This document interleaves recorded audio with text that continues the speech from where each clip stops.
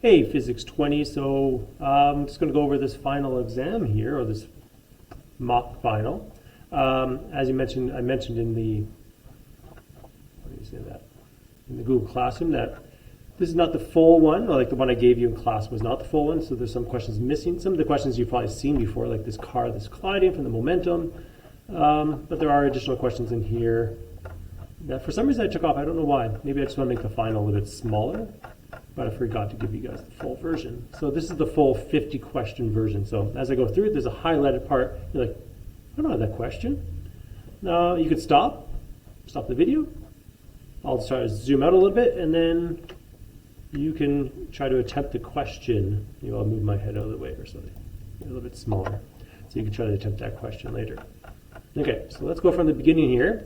So the numbering is going to be a little bit different because the added questions in there, but it starts off similar. So our first question here, which of the following lists of physics principles or quantities only contains scalar quantities? So the key word here is only, all right? So we want to know which ones only contain scalar quantities. So there are some scalar quantities that by definition, by the way they are defined, are always vectors, such as force. Force is always a vector. Momentum is always a vector.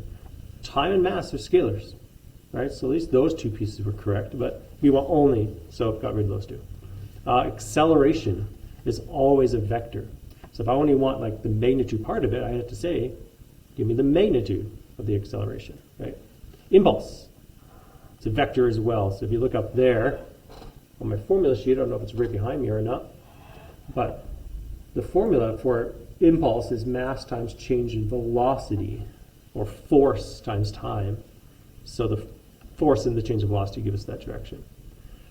Speed, that's a scalar quantity of velocity. So there's the way to differentiate between the two. They just use a different word.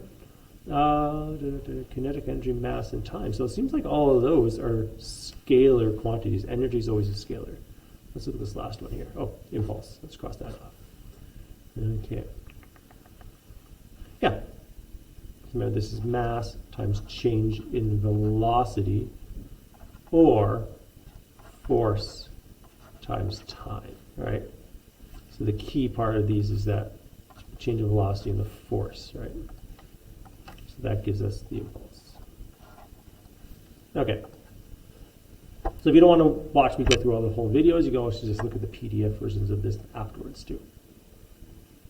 All right, Kim here shot a hockey puck at a mass of 0.17 kilograms at a speed of 26 meters per second, an angle of 37 degrees to the horizontal. So let's draw this out. So we got this nice little horizontal here with an ice puck. I'm just going to put it on. I'll put it on blue. Put it on grass for some reason. And then it's shot up at an angle of 37 degrees. Okay. And it says, what's the horizontal component of the initial momentum? Momentum, as a member of momentum, is mass times velocity. So if I quickly do that calculation, so I'll just do that calculation over here. I get the mass times my velocity, which is going to be 0.17 kilograms, times that 26 meters per second. If I times those together, I'm going to get my overall momentum, not a component. This is my hypotenuse here. So this will have 4.42 kilogram meters per second. So that's this on the top. This is my hypotenuse that we just found here. All right. So I took that and put that on my hypotenuse there. And what we need to find here is the horizontal component. So there's two pieces here. You got the horizontal, like our x, and our y components. We're looking for the x here. So that's adjacent to that angle that we have so far. So we're going to use cos. I'll put 37 here. I'm looking for x, and we know hypotenuse is 4.42. So I'm not going to show the rearranging this, but I'm pretty sure you could just times up that 4.42 and times it with your degree, but make sure your calculator is in degree mode, cos of the degree, sorry. So I get 3.42 0.53 kilogram meters per second. Okay. They really just wanted the numbers here. Pretty sure they wanted 3 sig digs as well. So there's my answer. Cool. Okay, when you're in an isolated system, one can validly apply the concept of. Okay. So now the problem with the conservation of kinetic energy, because in an isolated system you think, oh, energy is conserved, so why can't I just apply conservation of kinetic energy? But the problem with the kinetic energy part here is that the energy can change from one form to another and stay within the system. It doesn't have to stay as kinetic.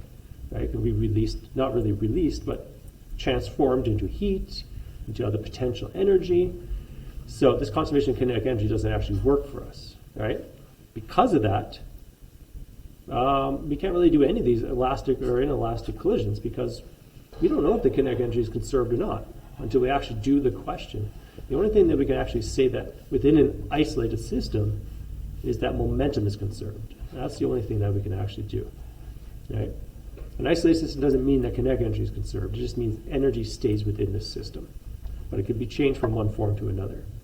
So unless we know what the percentage efficiency is, it's almost impossible to do.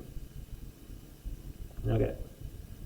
Proton here enters a region between two oppositely charged parallel plates. Maybe I should make my head a little bit smaller. There you go. Okay. Well, I can also, yeah, I'll leave that there. Between a region, through a small hole on the positive side, it's a proton. Okay, so remember that a proton, I'm just going to put it here, is a positively charged particle. So when it enters the positive plate here, it's going to get repelled across and be attracted over toward the negative one. So it's going to accelerate over. That's going to be useful for later.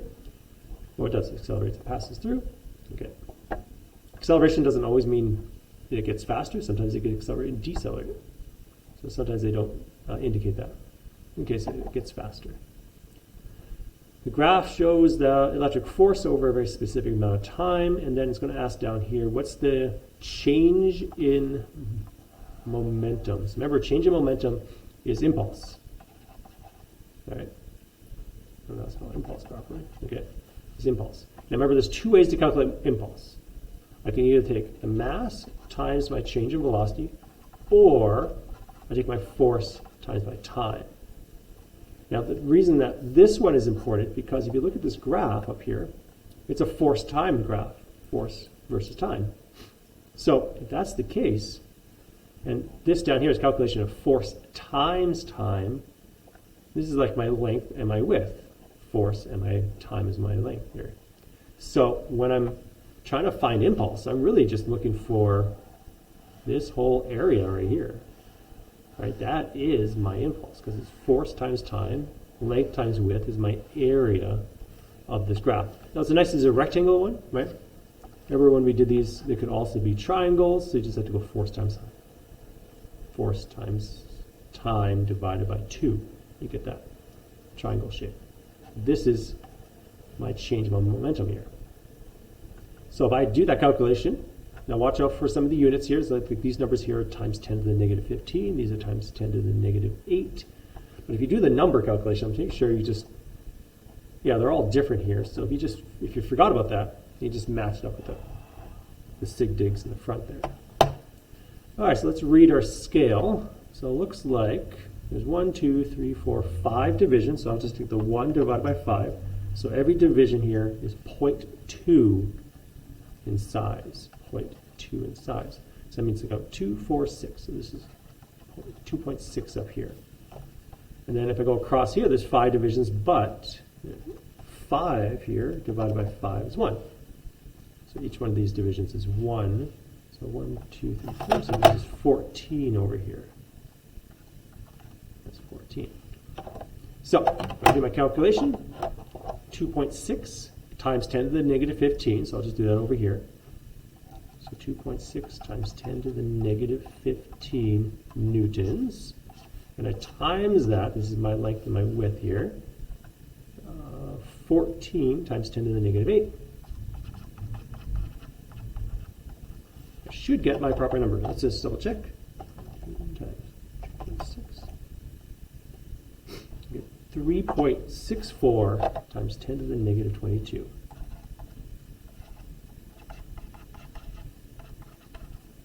This is Newton seconds. Here they actually put down kilogram meters per second. Both the same. We did that before. So A. Okay. The magnitude of the electric field in the region the place is expressed. So we can find this electric field. So let's look back up here. So we've got the force. We've got a proton. Okay, that's not too bad. So remember, we can find electric field two ways. Remember, there's one with the kq over r squared, but that one's if you have like a singular charge. But because we have lots and lots of different charges here, we're going to have to use our force divided by q, right? Yeah, Fe over q. Okay. So we have our force, which we have that 2.6 number again. So 2.6 times 10 to the negative 15 newtons. There, put that there. And because it's a proton, proton's charge, it's 1.6 times 10 to the negative 19 coulombs, just like an electron. So this is a proton, right, which is positive 1e. Right? So do that calculation. Let's see what we have here. 2.6 times negative 15. Yeah, so I got to do this at the same time. I don't really have an answer key made. I do. I don't know where it is. So it looks like, based on what we have, A, B, C, D, so it actually ends up being 16,250. So I put that in proper sig digs. 1.63 times 10 to the 4 newtons per coulomb. Yeah. So we're looking for the 1634 numbers there. I'll just write this number out as is here. Cool. Let me just highlight some of these answers here. I just want to go back here. It doesn't specify. Maybe you can add an extra question, make this 51 question, say which direction is the magnetic or the electric field, sorry. So if we go back up here, the direction of the electric field, remember, it always comes out of the positive into the negative. So that's my direction of my electric field. So this would actually have a direction, if I go down here, if I wanted to put it here, which was that? That's right. It's going right. Change in momentum, it's also going right because that's the direction of the force as well, according to our picture. But we really didn't need that, so okay. Yeah, so here's another question. This question, we've seen this question before. I tacked it back on here. My original mock diploma actually had this question on there. I put it on my momentum exam as well. Yeah, so let's go over this one. I'll give you a little bit of time if you don't remember this question, if you want to try it. I'll stop there. You can pause the video, try out this question. Okay, hopefully you tried the question, and hopefully you remember this question from before, where the momentum has to be conserved. So this middle step here is really not needed, because as long as I know the momentum before, which is up here, and the momentum afterwards, the stuff that happens in between, it doesn't matter, because momentum has to be conserved. So the momentum up here is just the momentum I'm going to use down here. So this middle step is actually kind of a pointless step. It's just there to make extra work, right? So we really don't need that. We can just go from one step to the next step. So my momentum before, which is a pretty easy calculation, mass times velocity. This is before the collision. So there's really only one car moving at this point. You see 0 and 0. So let me just highlight those. So their momentums are 0. So it's really just this car's momentum I'm concerned about. So it's moving at a constant speed, 4 meters per second, and it's 1,500 kilograms. So that's 6,000. So I'm just going to go down here. I'm just going to put that down here. 1,500 kilograms. It's moving at 4 meters per second. So 6,000 meters per second. So that's before. And after the collision, my momentum has to add up to this number, right? Because my total momentum is going to be 6,000 meters per second. Oh, not squared, just meters per second. Okay. Because it's all collinear, everything's kind of moving in one direction. We don't have to worry about x and y's, but now all three cars are all together now in one big mash, right?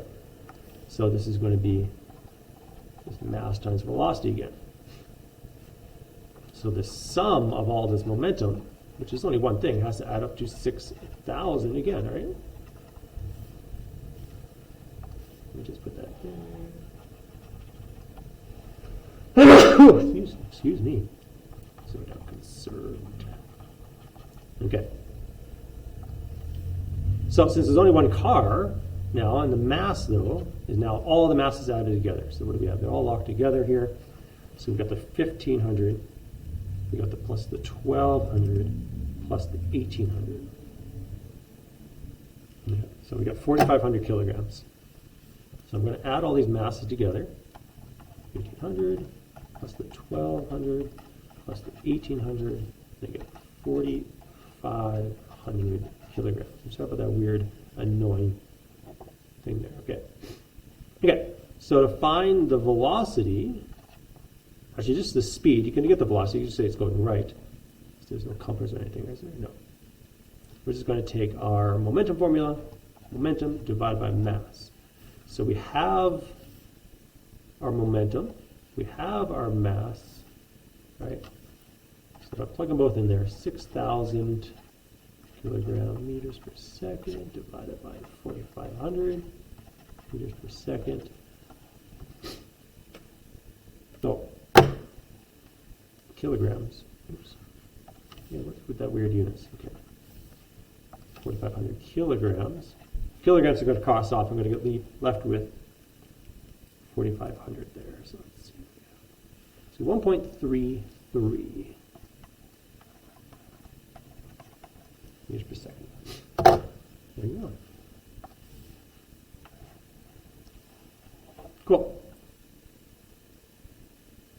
All right, so here we have two identical graphite-coated spheres, X and Y.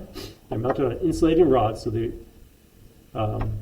electrons that are on top of the spheres can't move down and be grounded and disappear. Okay, so initially sphere X is positively charged. So I'm just going to put a positive here. I might have to erase it later, just so I know. And sphere Y is neutral, so there's nothing on this one. It doesn't mean there's no electrons, it just means everything's balanced out. So sphere X is brought next to, but not touching. So let me highlight that, but not touching. Sphere Y, and then while sphere Y is being grounded, so that means the electrons can flow from wherever this is, right, to and from the ground. So this can gain charges or lose charges depending on what's happening. So as I bring this positively charged thing next to it, what's going to happen is all the electrons that are inside the sphere are going to be attracted over, kind of exposing the positive side over here, which means that electrons are going to go up the guy's hand here into this charged sphere, because it's going to be attracted towards the kind of positive side, but also attracted towards the positive side of sphere X here, so kind of moving that direction. Okay, after it's removed, sphere Y will have a negative charge because all those negative electrons are going to go up into that object. So we got negative charge. So I'm going to cross out this positive one. And because I didn't touch it, this is the process of induction, right? If I actually literally touch it, it'd be conduction. Okay.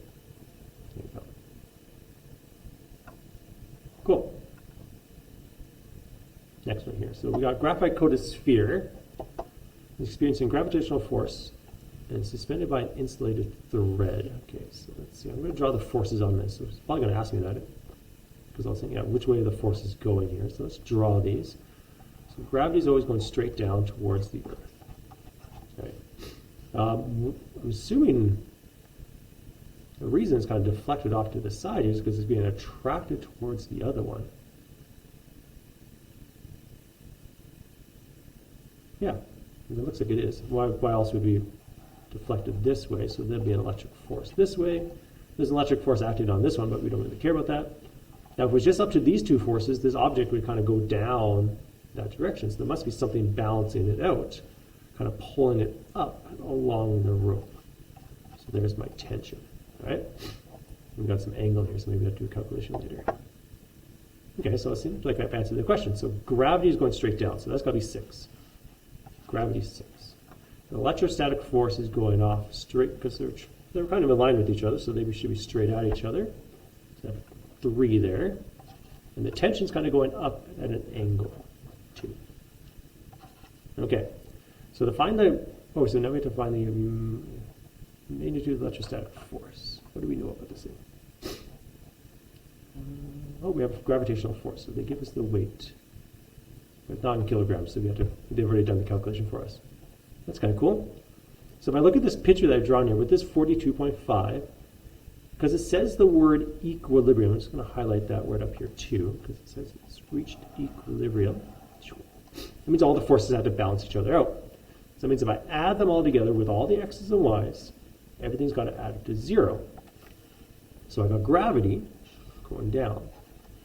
I got the electrostatic force going this way. This is what we call the tip-to-tail method. You probably learned this in Physics 20. And if I add in the other force,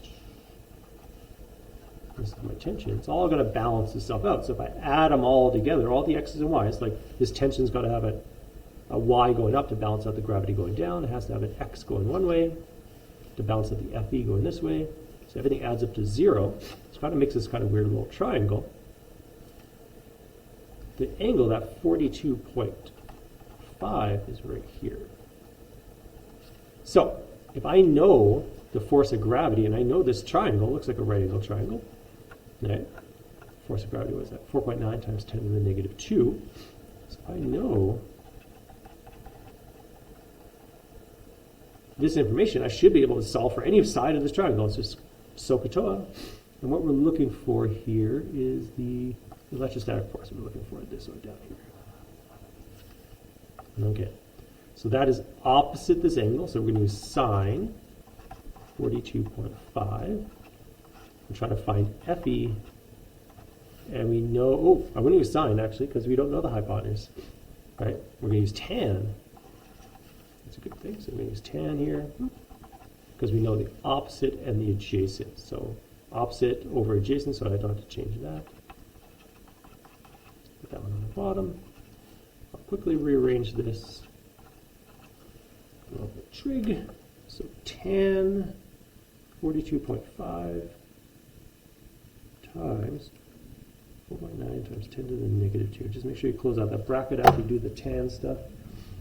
And we're going to get, according to my calculator, 0.0449 newtons, which I'm going to match up for 49. Do this one here. There you go. Cool. Okay, so we got two identical spheres are given identical charges. Okay, when a charged spheres are r distance apart. So now here, I'm just going to write this up. I'm going to draw this up. Okay, so here's that. Here's this. They both have the same charge right now. Let's just call this Q. We call this one Q, and right now they are distance r apart.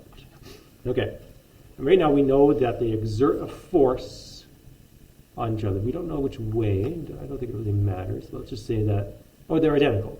So that means they're probably repelling each other. So we have a force right now, 0.46.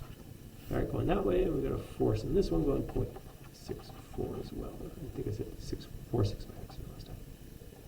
Okay, so there's our picture so far. This is before. Because I know what's going to happen here. A third identical sphere is neutral, comes along and touches one of them. Okay, so afterwards here, one of these here, let's just say the right one here, is touched by something that's the same size but neutral.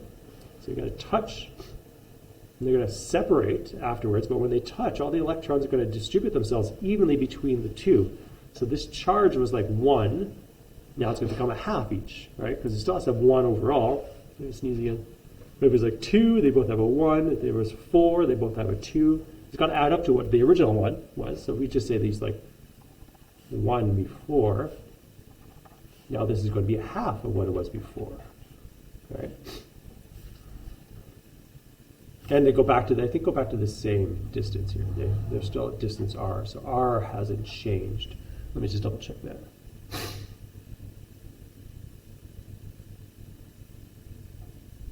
Yeah. Okay, now because one of the q's is changed, when I do my force calculation, which is going to be kqq over r squared, but I'll just use the proportionality statement instead, where I go kqq over r squared. If this now becomes a half of what it was before, and if I go back up here, it used to be just qq over r squared. You can see that the only thing that's changed is that this extra little half is in front of what the old one was. So it's just going to be half of what it was. So 6.4, 3.2, there you go. Just half of what it was before. So I'm just going to write that out here. So half of 6.4 newtons, which ends up being 0.32 newtons. There you go. Cool. Yeah. Okay, so here's another one. Oh, sorry, I'm sure you could have paused that before I started that question. Here's another one here. We got this torsion balance. I remember this question from electrostatics tests. We got this torsion balance here.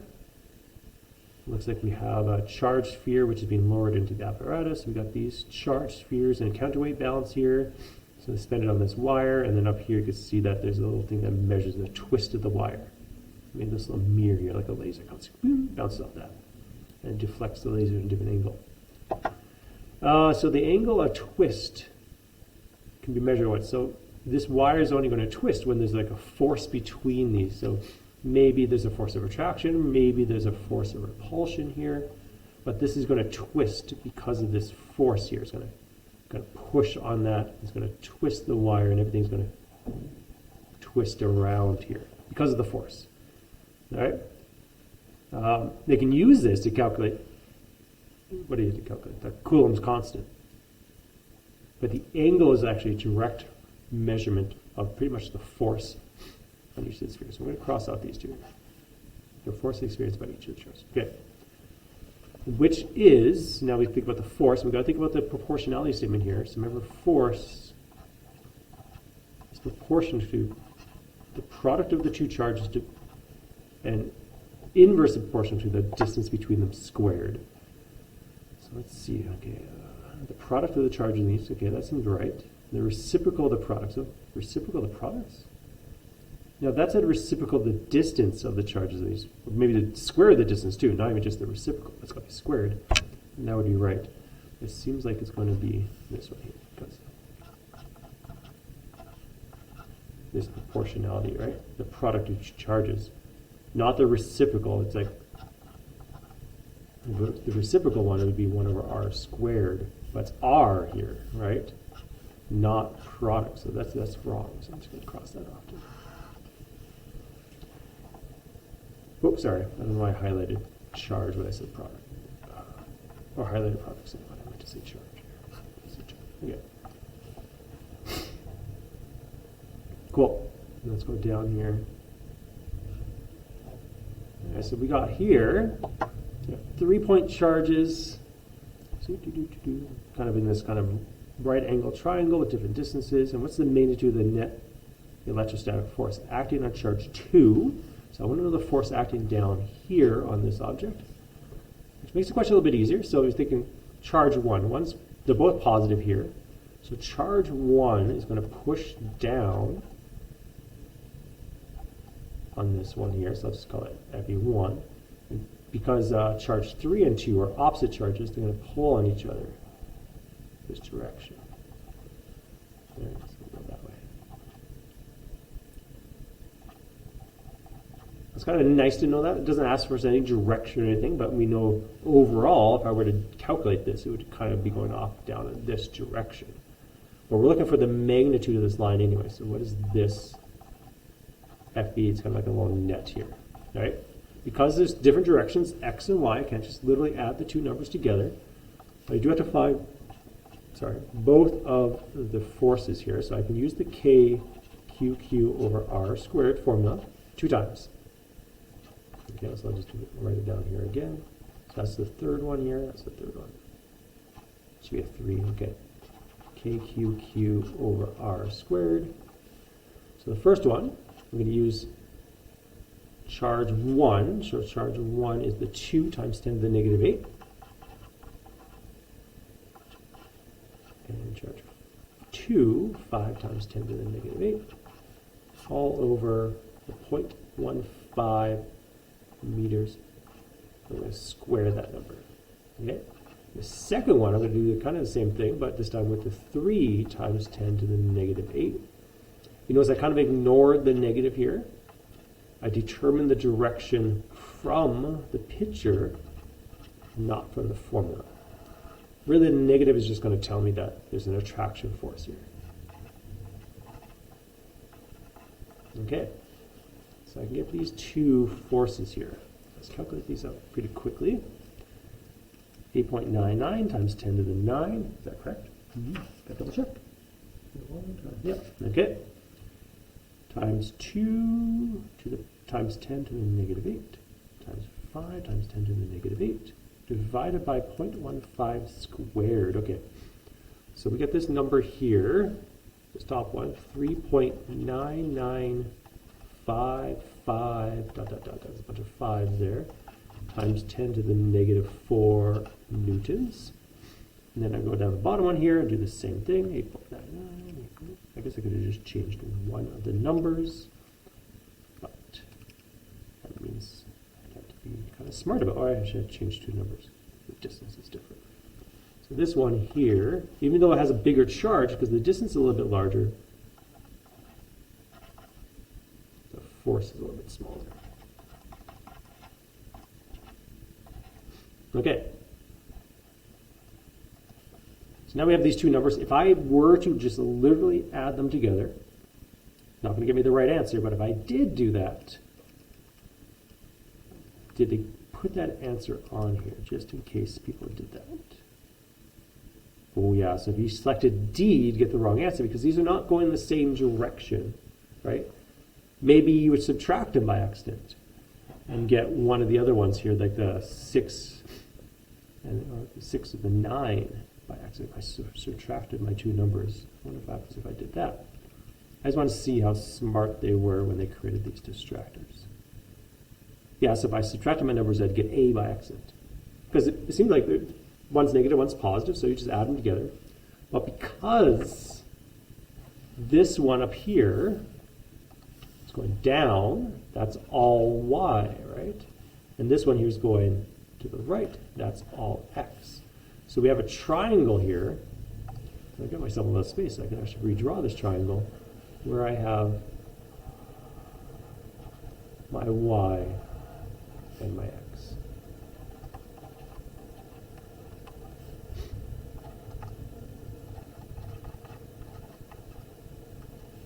Now both these numbers are times 10 to the negative 4 newtons.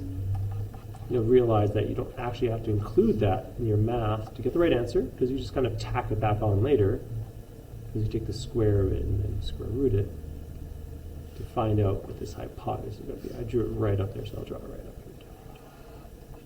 So we're going to use our x squared plus y squared is equal to my hypotenuse, my resultant squared, what do you want to call it? All right, so we're going to use that to find out what this number is here. So 3.99555 squared plus 3.37125 squared. Then make sure to take the square root. Okay, they didn't put that on there, so that was nice of them. But we do get a value, because I probably could have crossed these two off here. Probably would have left a C. The other one's too small. The hypotenuse is always larger. One of the sides, 2, 3 times 10 to the negative 4 newtons. So it's going to be, let's call this R for now. It's going to be that one. There we go. Very common just to add those numbers together or subtract them. This is one here that added on after the fact here. No. Okay. So after the fact. Good. Pause the video. Try it out. See what you think.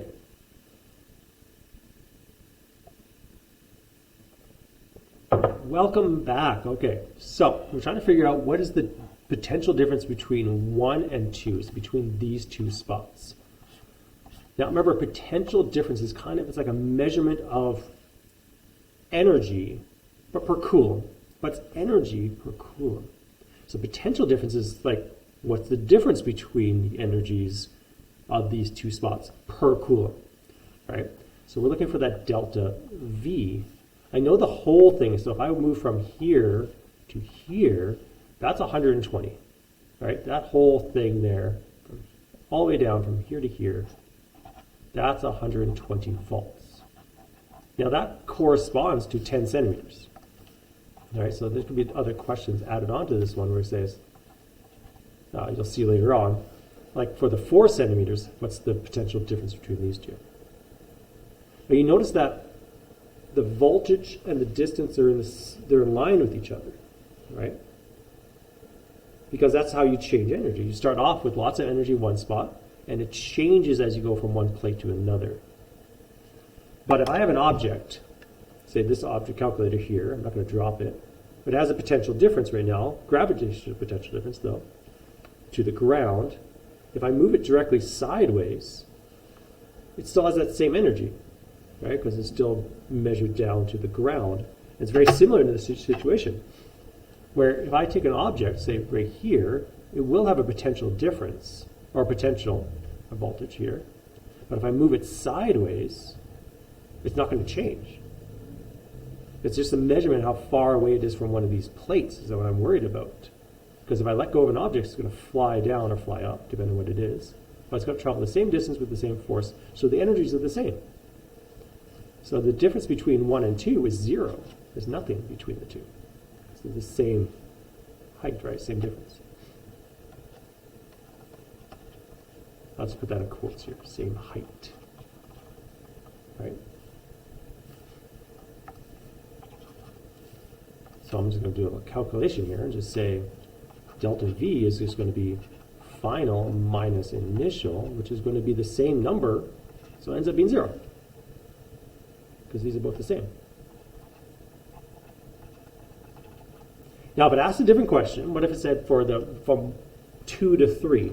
Now, 2 to 3 does have a potential difference because one's higher than the other. So there is a difference between, or one's closer to the plate. Because they could have done this vertically, so it could have been this way. But one's closer to the plate than the other one.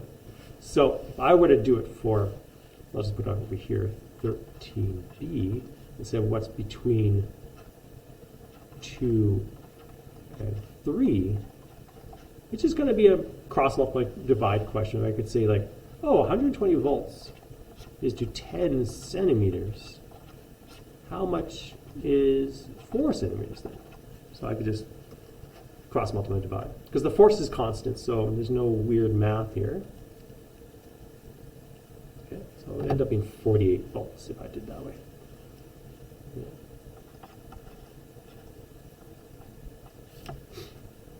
Okay, so just kind of remember that proportionality thing. I don't know if it's going to show up again, but there you go. Two charges. The major electric field at point P is what? Okay, so electric fields. Remember, field and forces, they kind of relate to each other, but a field is really just like,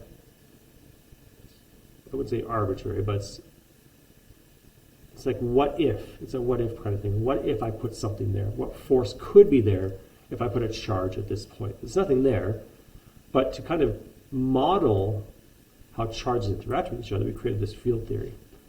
So S here is creating a field because it's negative. It's creating a field towards itself, right? So that's S, right? Because that's the way the fields go there. And T is creating a field because it's positive away from itself, right? So those are the electric fields of those two objects. because I'm much closer to this one, it just makes sense that this guy's going to have a much larger, sorry, if I change that, it's going to have a large electric field going this way. And because I'm further away from this one, it's probably going to have a smaller electric field. It's going the opposite direction. So the key is they're going opposite directions. So I'm just going to make them about the same size here. The arrows at the end. Okay, so they are going opposite directions. So if I find the two fields, I have to make sure one's positive, one's negative, because they are in line with each other, collinear. So we don't have to worry about like any x's and y's or anything. Just have to subtract the two numbers, not add them, but subtract them. Because one's going to be positive, one's going to be negative. So if I do the red one here, so that's the electric field caused by S, I go KQ over R squared. There's no two charges here. We're just between P, which is nothing, and charge S here. Let me just put the numbers in here. 2 times 10 to the negative 6 coulombs divided by the 0.1 meters squared. Okay? So we do that calculation really quickly here again. 8.99 times 99, 2e to the negative 6 divided by 0.1 squared. Make sure you square that.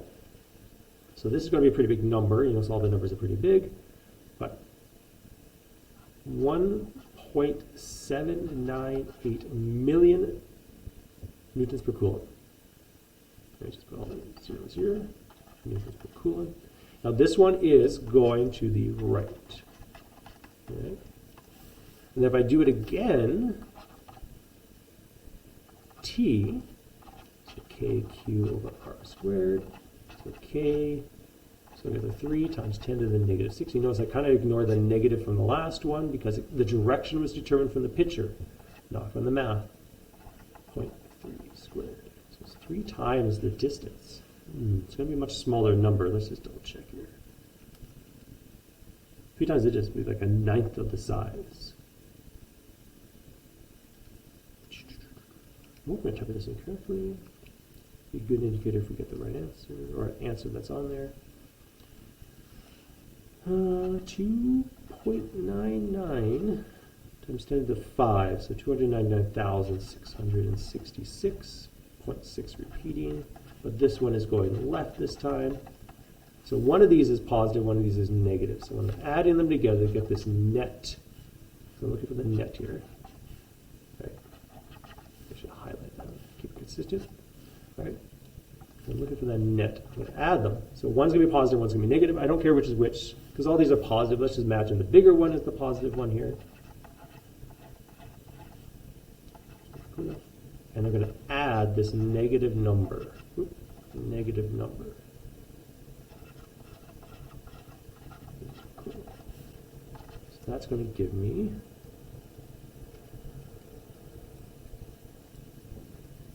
.498. 1.498 times 10 to the 6 newtons per coulomb. So it's going to be B here, because it's going to round up to 1.5. Ooh. Just kind of watch out for those positives, watch out for those negatives, right? Okay, because one's going in the opposite direction, so that's a definitely negative number there. I'm going to emphasize that a little more. There you go. That's a negative. So I'm adding this negative number here. There we go. My thing's slowing down here because I'm writing so much on this thing. But we'll see. Okay, next one here. We've got investigations performed using the apparatus. Let's say here. Using the apparatus shown below. Okay, well, it kind of looks like that cathode ray tube, like thing J.J. Thomson was playing with, right? You got the accelerator there, then you got the electric and magnetic fields. Yeah, because those that coils there are producing the magnetic field. Okay, accelerates in 1.9 nanoseconds from rest to a certain speed. Okay, most electrons hit the anode. Some electrons pass through the hole, which makes sense. All right. Then enter the region blah blah blah and pass through undeflected. So it's probably going to ask two questions here. Average force of the electrons. many questions are there? So 5 questions. Yeah, so I added this extra question here. What else? Oh, here's the magnet. That's the second part. Okay, I'm just kind of reading ahead here. What are they going to ask for? So they're going to ask for what's the uniform magnetic field in that undeflected region? Because it's going undeflected, it means it's going to have to balance out the other force that's in there. It's probably the electric field. Let me write that down.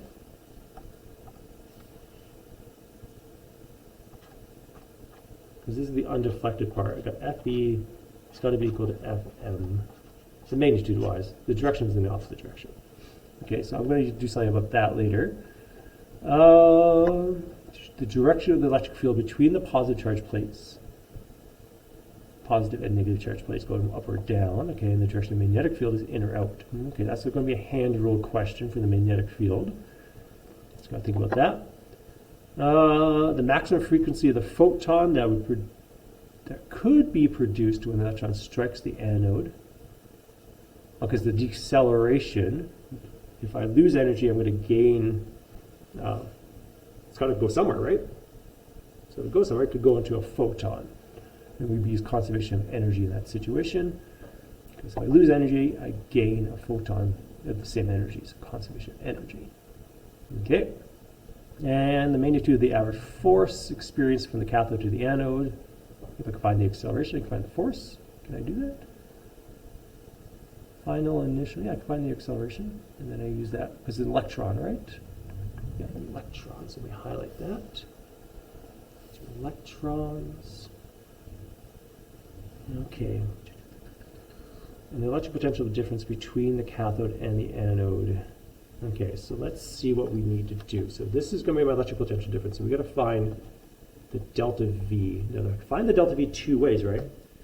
If I know the electric field, then it times by the distance, but we don't know the distance. We know time and a bunch of stuff, so we can't do that one. But I can also find if I know the change in the energy divided by Q. And I know the Q is an electron. I just have to find the change in the energy. Now remember, this change of energy can either be potential or kinetic because of the work energy theorem. If one goes up, the other goes down. So this would just be a final minus my initial. Because I'm at rest, my initial is 0. Right? So it's really just my final energy, let's say kinetic, divided by its charge. So to find the final energy, I'm just going to go 1/2 mv squared. So that's just a half of the electron's mass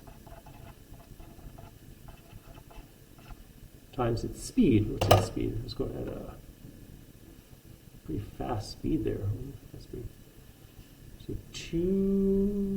21 million or so, 2.16 times 10 to the 7, 2.16 times 10 to the 7 meters per second squared. Don't want to forget that. Okay. So the kinetic energy of this thing, which I might use, I think I might use in the next part of the question too. Let's don't. I have to look at that later. No, I won't, because I'm looking for acceleration. That's right. 1 e to the 7 squared. Okay. So my kinetic energy is 2.12518 times 10 to the negative 16 joules. And I'm going to take that, I'm going to divide it by, so I'm just going to have to rewrite here. Take that final energy, divide it by my charge. Okay, so there's an electron, so I'm just going to divide it by the 1.6 times 10 to the negative 19 number. So it looks like I get this one, 1.33. So it ends up being 1.328. That rounds up. Let me just write down, I use the 1.6 number here. And I get 1.328 times 10 to the 3 volts. There you go. Okay, so to find the average force, I'm just going to have to go F net. There's only one force there. It's going to be mass times acceleration. So mass times my acceleration, and I have the initial final velocity and I got the time, so I can use the change in the velocity over the time formula for that one. So my mass, again, 9.11 times 10 to the negative 31 kilograms, times my final speed, which is that 2.16 times 10 to the 7 meters per second, minus 0. Let me just put that in there. Minus 0, because that's my initial, is at rest. Right? Divided by the time. The time here is at 1.9 nanoseconds. 1.9 times 10 to the negative 9 nanoseconds. So this should give me everything I need. Let's see, 2.16 divided by 1.9 to the negative 9. Huge acceleration because the mass is so small. It's going to be such a small force, though. So it looks like I get a two decimal or 2-digit negative number here, so that's good. 1.036 times 10 to the negative 14 newtons is what I got. Hopefully that's right. So if we go with what they want here, 2 sig digs. 1014. That's the numbers I would put in the boxes there. 1014. Cool. What else do we have here? Is that it? That's all we wanted to do? Seems like a physics 20 question. Oh well, okay. The maximum frequency that the photon could produce when an electron strikes the anode, because what's going to happen there, this kinetic energy that it has right here is going to change into that wavelength, because it's going to go from here. So if I can find out what the change in the energy is, so if I go final minus my initial this time, my final is going to be 0 because it's going to hit something and stop. All right? Stops. But my initial energy is that 2.1258 number that we have before. 2.12518 times 10 to the negative 16 joules. I hope this is right. Let's double check. So the energy of the electron is going to go down by this number. Now where did that energy go? Well, it could possibly be absorbed by some other electrons inside the metal, but maybe released as a photon or something. So the photon is going to have the same energy. It's going to be conserved, right? So the very key is that energy is going to be conserved. And so I can find that frequency. I take this E and divide it by my H. I'm going to use the joule one, that 6.63 number, because this is in joules too, so why not? Divide by 6.63 times 10 to the negative 34. Yep. So I get 3.21. So 3.21 times 10 to the 17. Yeah, so I cross out these ones here. Conservation of energy. Yep. So I'm definitely using conservation of energy here.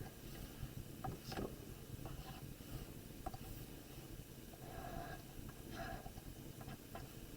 There you go.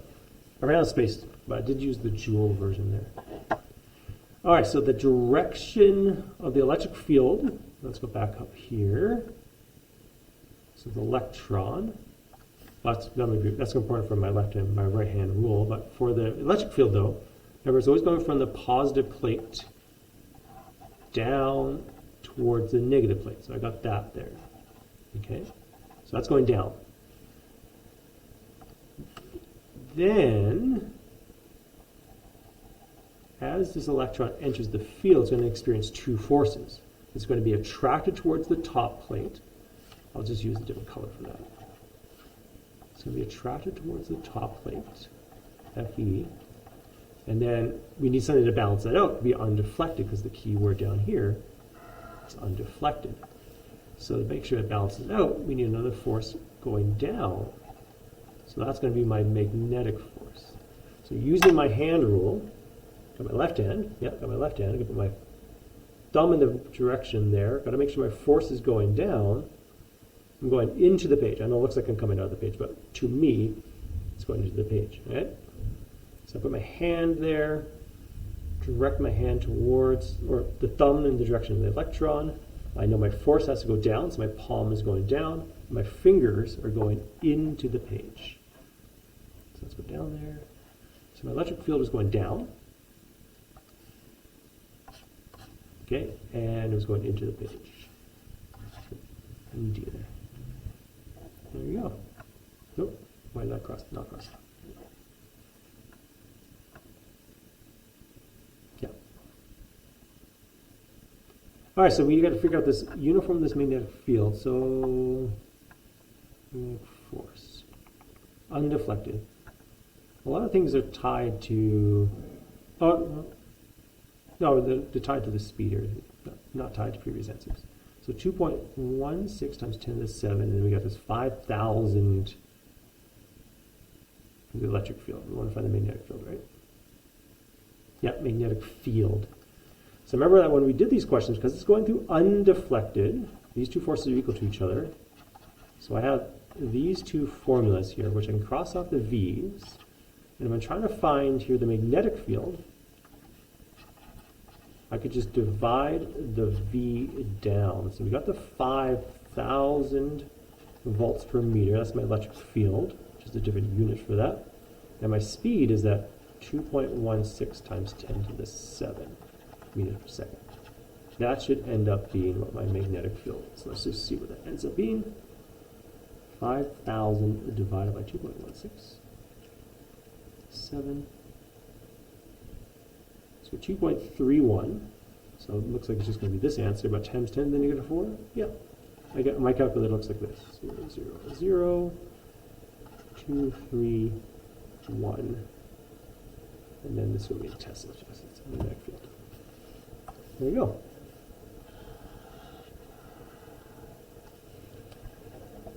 All right, it's been an hour. I might have to split this video in two just because of the size of the solutions here. It'll take a bit of time. Maybe not. Let's see how long I can go before the computer crashes. Okay. So here we got a group of students set up an apparatus. They turn on the power supply and the metal rod moves into, so there's going to be a force here. There's going to be a, I'm just going to write that in there. So this is going to move into the U-shaped magnet. So the force here is going to go that direction. Like this is going to be a force. Oh, not E, but Fm. Okay? So it's going to be a force in that direction, kind of like into the page a little bit because of the three-dimensional nature. Students adjust the DC apply, change the electron flow in the rod, the resultant force is measured. Okay, so they increase or decrease, and the force changes. And there's a little force sensor here, like a little spring that kind of measures the force that's pulling on that rod. Which of the following best describes the polarity? So it's going to go in. So based on my hand rule, because I got electron flow here, let me just, here's my electrons, right? Those are electrons. So that means they're going this way. They're going to go up and through here, right? So based on my hand rule, I've got to figure out where my fingers are going. So I've got to orient my hand in such a way. It's hard to do. Got to orient my hand in such a way that my thumb is going in the direction of electrons. My palm is kind of going into the page, because that's going into the magnet. But to do that, my fingers are going down. Right, so my magnetic field is going down here, based on my hand rule. Okay, so I'll just cross off this one. Let's cross off this one. And then what we know about the magnetic field is it comes out of the north into the south. So it's got to be B. Okay.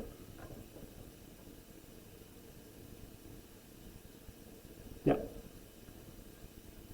Okay, the graph of the students' results is shown. Well, it looks pretty linear, not too bad. Remember, when you're drawing a line of best fit, it doesn't have to go through 0, 0, and sometimes it just doesn't work that way. Based on the slope, okay, so first of all, the x-intercept of the line expressed, oh, so they want to know what the x-intercept would be. And based on the slope, can you determine the Teslas here? So let's see. Okay, so I'm going to pull out my piece of paper here. And I'm going to pause this video. Can I pause this? Yeah. And I'm going to draw a line. I'll be right back. Okay, so I'm back. So I created my graph. I don't know if you can see it very well here. Maybe I can zoom. Maybe if I put it a little bit bigger. Let's put that back out there. All right, so I created it all backwards. I create a little line best fit. You notice it doesn't cross through 0, 0. I created a slope calculation, so I picked 2 points that are relatively far away. I know the grid is hard to see the lines, like the little minor lines. I tried my best. It looks like I got, for my y-intercept here, I can't really read it because I've lost the lines, but it looks about halfway, maybe just a little bit less than halfway. If I do a little scale calculation here, total distance is 1.45, and I've gone 0.65. So 0.65 divided by 1.45. I've got like 44% of the way, so I'll just times that by 0.1. So it looks like I've got 0.0448. All right, so 0.5 or so. So, according to my x-intercept, we got approximately 0.0448. I know it seems a bit precise, but it gets rounded anyway. All right, 0.48. Okay, amperes. If I change that to scientific notation like they want, this would be 4 times 10 to the negative 2 amperes. I'm pretty sure 4 or 5 would be an okay answer here. So I'd put a 4 in this spot. Okay. But then I got to use my slope. So I did my slope calculation here, and I got my slope to be 4.44 times 10 to the negative 4 newtons per ampere. So the units may not be the most important, but how we apply it. So we need to find our magnetic field strength, our Teslas. All right, that's our goal. Oh, that didn't work. Oh, there we go. My magnetic field strength. Yeah, I'm going to do that again. Cool. Okay, so I got to figure out a formula that relates all this stuff that we have. Like, do we know how much of the wire is in there? Maybe that's important. Let's see. Oh, we do. It's 5 centimeters here. That's going to be important for later. How much wire is in between the things. I'm going to write that down that we need down here. So we know our slope. We know the length of the wire is 5 centimeters. Remember, it's just the wire that's between the magnets, not all the wire. Okay, so let me just change that. Yeah, okay. So the length of the wire, magnetic field, current, force. It seems like it's just going to be this formula here. Fm is equal to ILB. So we're looking for that B there. So we've got to figure out where this slope ends up being. All right, the slope is a Newton per ampere. So if I were to rearrange this, Newton per ampere, that is my slope. All right, so Newton per ampere. So this part right here is my slope, right? You could do some other funky thing with the y is equal to mx plus b stuff, but this is Newton per amperes, this is Newton per ampere, so that must be my slope. So I'm going to put my numbers in here.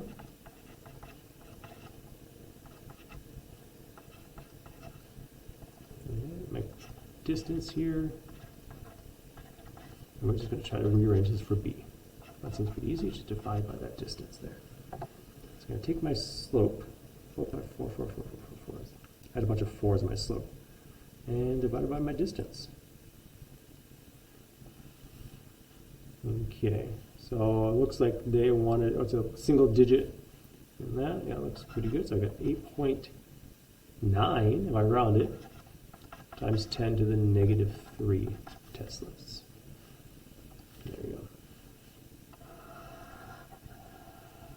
Yeah, so if I were to put my numbers in here, we got 8, 9, 3. Cool. The most important conclusion from the analysis of Millikan's oil drop experiment is oil droplets can be charged by friction. No, that's not really important. That's how they did it, but not really important. Electric forces are stronger than gravitational forces. No, because we had to make sure that they balance each other out. Right? Because it had to be levitated, right? Remember when we did this, they took the oil droplet and it was going to go down because of gravity, but then they made sure to balance it out with the electric force so they could calculate the charge, right? The electric charge. So we know, I kind of skipped over it, but it has to be the charge is quantized, right? There's certain charges they can't be. It can't be in between, like 1.6 times 10 to the negative 19 and 3.2 times 10 to the negative 19. It's got to go in those little steps. So that's what quantized means, right? It means steps, right? Can't be anything in between. No,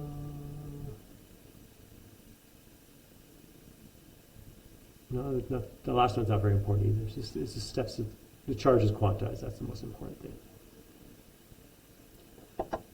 Right, so let me just write the math here. Fe is equal to Fg, then we got E, and then we got M times G, and we can just rearrange this for Q. That's what he did. Right. We find the Q, and they discovered that the Q's can only be certain sizes, certain steps, certain multiples of 1.6 times 10 to the negative 19. Okay, so a mass spectrometer is used to identify metals or elements in a sample. They use a charge-mass ratio to do that. The sample is ionized and directed into the magnetic field, and it produces a circular radius path. One trial of a singly charged ion has a speed of 500,000 meters per second is directed into a magnetic field of 0.495 teslas and has a radius of 8.4 centimeters or so. What is the mass of this ion? Okay, so because it's going into a magnetic field and it's traveling in a circle, we know that the Fm has to be equal to Fc in this situation. So we've got QVB, and then we also, on this side, we have M times AC. Remember that A is one of two formulas, but we always use the V squared over R formula. Right. So that and this is the same thing. Okay, so if I rearrange this, we're just trying to find the mass. So we leave the mass on this side. We're going to divide or times the R up, and divide the V squared down, leaving this where it is, right? See, that's what's happening. So that just stays there. So all the other stuff here is being moved away. We can cross off one of these V's. If you don't want to, you don't have to. You just put both in there. All three, I guess. And then type it in. So we got so we got a singly charged ion, so that's important. This is 1e, so that's just the same as a kind of a proton slash electron's charge. Again, I'm not too concerned about the sign. Looks like it's supposed to be positive. We got a magnetic field at 495. We got a radius. Running out of space there, and then divided by, so they crossed out one of the V's, only the V is left on the bottom here, 5, 0, 0 times 10 to the 5 meters per second. Okay, so type it all in, should get an answer, let's see.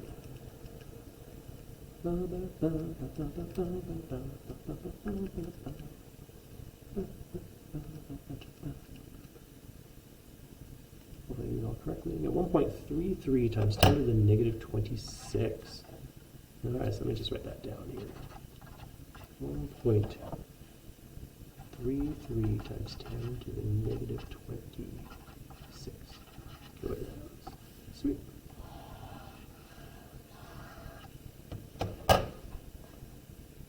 Not too bad. All right, here's another one that I threw in after the fact. So if you want to pause the video and try this question, maybe you already have, go ahead. Okay, so hopefully you tried this question out. So we got 3 situations involving particle moving in an external field. Okay, a proton is traveling at a constant speed with a magnetic field that is perpendicular to the proton's path. Okay? An electron accelerates from a negatively charged plate towards a positively charged plate. Okay? A neutron enters a region between horizontally oppositely charged plates. Which ones will produce electromagnetic radiation? So this one hinges on Maxwell's 5 predictions, right? One of his predictions said an accelerated charge produces EMR. So I'm just going to write that down. Accelerated charge produces EMR. So the key here is accelerated. So accelerates. And the other part is the charge, like an electron or a proton. So you notice in this next one, it's not even a charge. So I'm going to cross that off. So anything with a 3 in it, I'm going to cross that off. Oh, it's got to be 1 and 2. But let's ignore the fact that I just crossed off 3 of the answers because I knew it had to be a charge. Why does 1 produce EMR? 2 produces EMR because the electron accelerates. Accelerated charge produces EMR, okay. But a proton is charged and is moving in a magnetic field, let's see, that's perpendicular to its path. Okay, so let's say I have a proton here. So this is for question 1 here. All right. So we have a proton and it's inside a magnetic field. Let's just say the magnetic field is going downwards here because it's perpendicular to the direction of the proton. Okay. If I use my hand rule, my left hand, because it's positively charged, the force here would be into the page, but the force is into the page. Force. And perpendicular, right? They had to be perpendicular. If they weren't perpendicular, then I couldn't get my hand to work. There would be no force. But because there is a force, there's acceleration. It's going to be circular. The speed's not going to change, but their direction will change. Produces a magnetic force,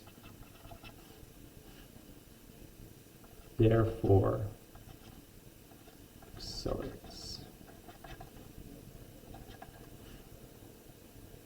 And how do I spell accelerates? That's horrible. I mean, how do you spell accelerates? Accelerates. There we go. Okay. So it's got to be 1 and 2. Obviously, we've crossed off because of that 3. It's bad distractors. I didn't include the question, but the government did. So, molecular oxygen will break into 2 oxygen atoms when struck by a photon that has an energy of 8.21 times 10 to the negative 19 joules.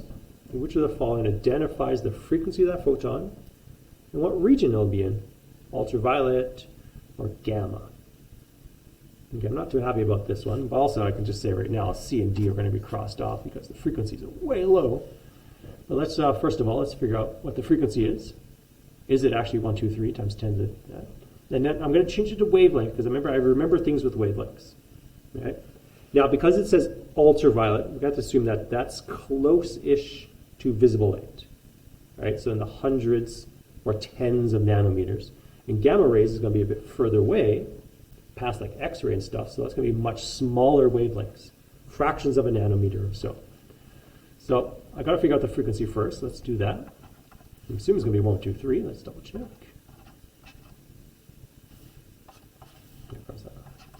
All right, so my frequency is going to be E divided by H. This is in joules. I'm going to use the joule version of that number, but not too shabby of a question so far. Yeah, 1, 2, 3. Oh, 1, 2, 3, 4. Did I type something wrong? No. That's a bad decimals there. Maybe if you use the non-rounded version of that number. But that's the number they give us. So that should say 124 times 10 to 15. So but anyway, we're close. And then I'm going to go to my wavelength formula. So to figure that out, I can just reorder this formula here and use the wavelength one, or use the universal wave formula. So you can see C divided by F to find out what the wavelength is. So I'm going to take my c, which is the speed of light, divided by my answer from before, and I get 2.42 times 10 to the negative 7 meters. But if I remember how to change that, I divide by 10 to the negative 9. Negative 9, that's a 9 there, okay. I'm going to get 242 nanometers. That's pretty large. That's pretty close to visible light. So it's going to be ultraviolet there. Let me just write that down.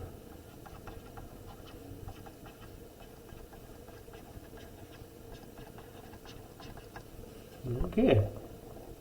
Cruising along here, an hour and 15 minutes just to do this exam so far. This is actually a real diploma exam, so if I wasn't talking, maybe it would take a little less time, but that's okay. Oh, a Michelson experiment. So remember one of those formulas that we didn't have to find the speed of light? We go 2d and f, where the 2d is the total distance it travels.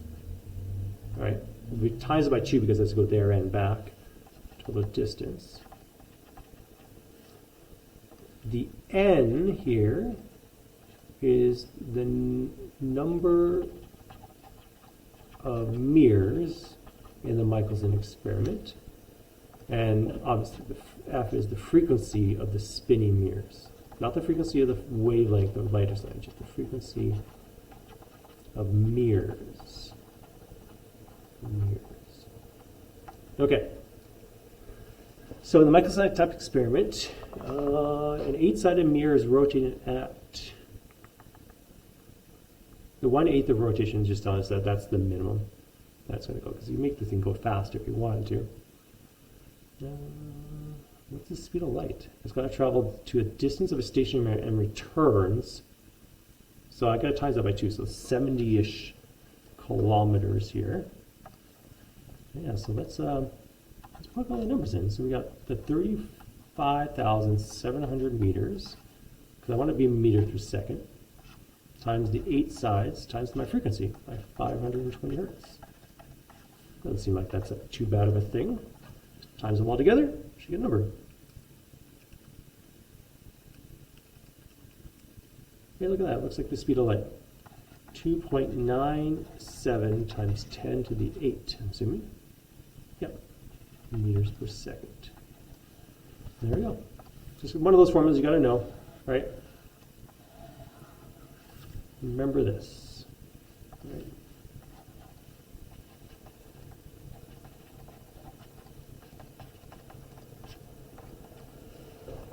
Okay. So a group of students perform an experiment in which light reflects and refracts, because there's always going to be reflection if there's refraction.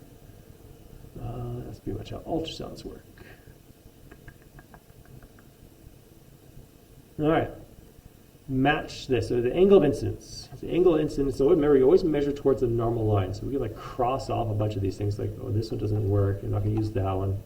I'm not going to use that one. I'm not going to use this, because those are measured towards the surface.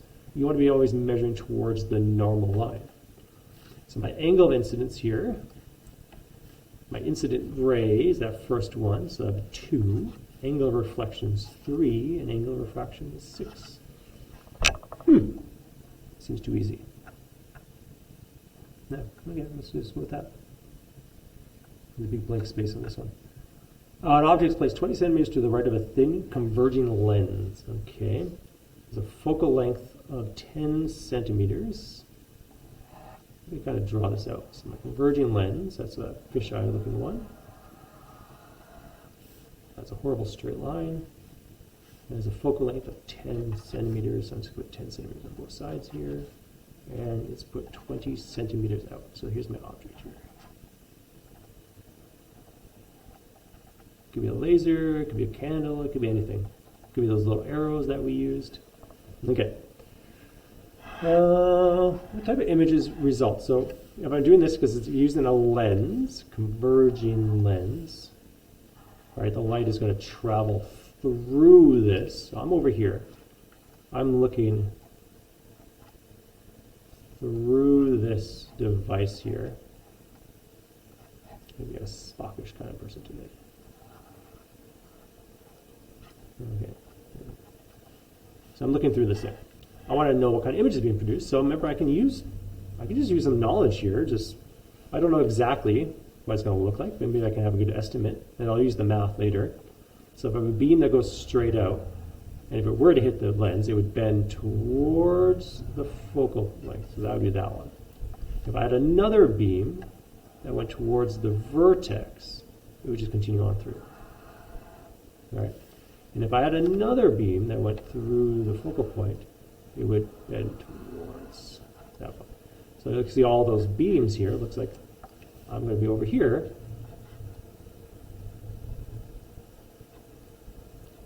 Seeing this kind of floating image here, right? So it's on the same side as me, so I know it's real, and it's not on the 10 centimeter line, so this is probably going to be 20 centimeters. Let's just see if the math works out there. Okay, so we're going to go back down here. So 1 over f is equal to 1 over di plus 1 over do. Because it's converging, this is 1 over a positive focal length of 10 centimeters, so plus 10. If it was diverging, it would be negative. Di plus 1 over my do of 20 centimeters. So I rearrange this to get 1 over di. Let's do that quickly. So 1 over 10 minus 1 over 20. I get 1 over 20. So it's being positive. So di is 20. Okay, so you kind of just do the flipperoonie here, and flip it around. You want to flip both sides, get the di. You can do the reciprocal button, that's on the calculator. Well, your 20, it's positive, right? You end up being a positive number, so that means this is real. And it's 20 centimeters, okay, so it's right. Yeah. So based on the picture and based on the math, it seemed to work out pretty good. All right, so a group of students, another group of students all over the place here. Group of students directs the light from a lower power mercury gas tube through a diffraction grating mounted on a spectroscope. Okay, as shown below. The students move the viewing lens around until they observe the first order maximum of one of the emission lines. The mercury gas emission spectrum consists of a blue line, green line, and a pair of closely spaced out yellow-orange lines. Okay. That's just like if you put in that black box I had, you can see those lines there. The angle is 19 degrees. Remember, you got two formulas here for this diffraction grating stuff. Now my thing is going to break on me. So we have two formulas. We have the lambda is equal to d sine theta over n, or lambda is equal to, what is it, nl over xd? Let me check now. Yeah, or xd over nl. Now we use this one only to kind of do observational predictions. What if one thing changes? What happens to the other? Right? But we never use it for the math. Right? Never for math. And especially for angles much larger than 1 degree. So this is 19 degrees, so I'm not going to use that one. So I have to use this other one here. This little lambda here. Okay. That's if I have to use the math at all. So we have to double check what questions we're going to ask here. The space in between, so that's our D. Yeah, the D. So this is my D here. This is my theta, obviously. It's the first order maximum. I think it says in there somewhere. Does it say first order? First order. Okay, so first order means that my n value is equal to 1. It's a maximum, not a minimum. Remember, minimums are half numbers, and maximums are whole numbers. Okay. Let's see what the question says. The wavelength of the blue light is shorter. That makes sense. That's a pretty easy one. It's longer as you go towards the red, and it's shorter as you go towards the violet. So So wavelength is shorter, blue is shorter than green, because blue is on the far side, right? Roy G. Biv. Right? Maybe I should write that down. Roy G. Biv, right? Yeah. Right. So over here we have short. Over here we have long. In terms of wavelengths, lambdas. Okay.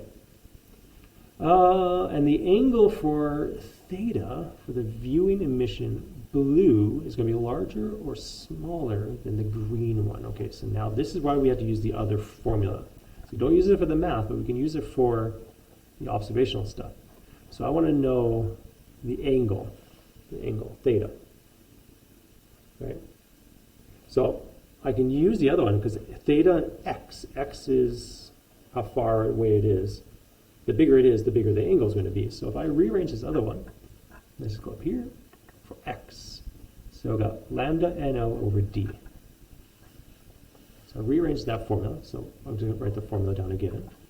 xd over NL. Is that the right formula?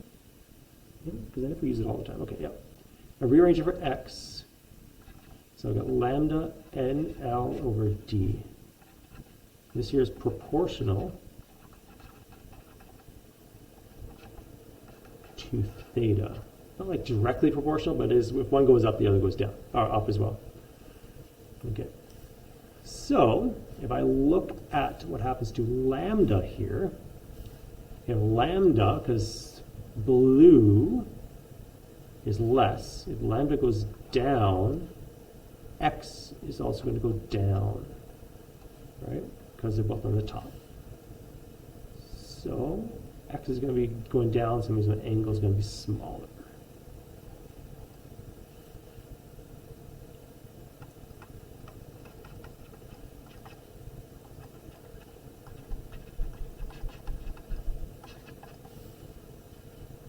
Okay, so cross that off already.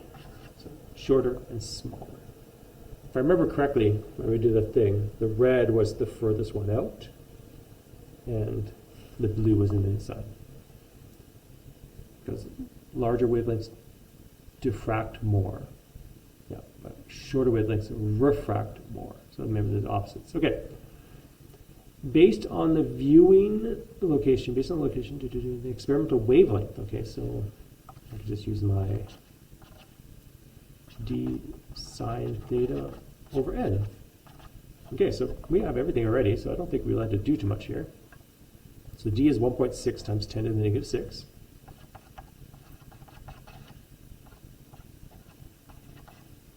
Sine the 19.7. 7 degrees, yeah. What happened there? Is there a line there? Why is there a line there? That's weird. Okay. These starting to glitch out here. Okay. And I'm going to divide by 1. Because we're going to do the first maximum. Okay. So we're not using the other formula, we never do. For the mathy parts, I always use this one here. Okay, and I get something reasonable actually, because it's going to be, because these are all visible lights and stuff. Green, yeah, I'll say 393 times 10 to the negative 7. So those are the numbers I'm going to use. So it'd be like 5, 3, 9, 7. But just for seeing if I designed it correctly, yeah, that's definitely within the visible spectrum, not either end, so it's probably in the greenish area. Yeah, pretty good. Let me highlight my answer. Okay, oh man, we're getting pretty close. All right, so the selected energy levels of mercury are shown here. The wavelength associated with the blue emission here. So between these two here. So to do that, I'm going to have to find out what is that change.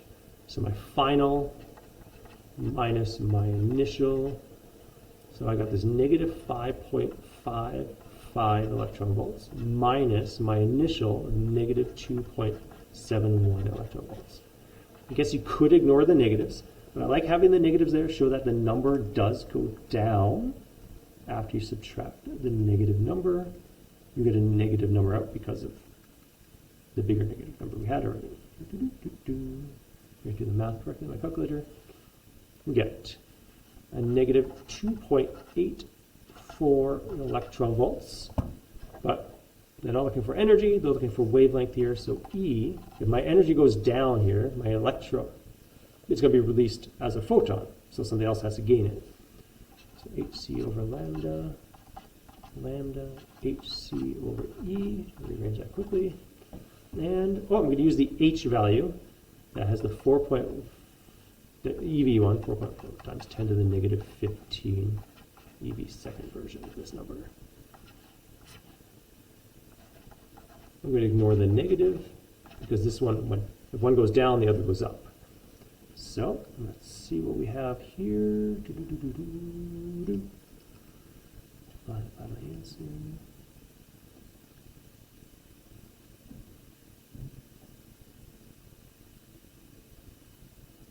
Oh, I forgot times it by the speed of light. That might make more sense if I do that.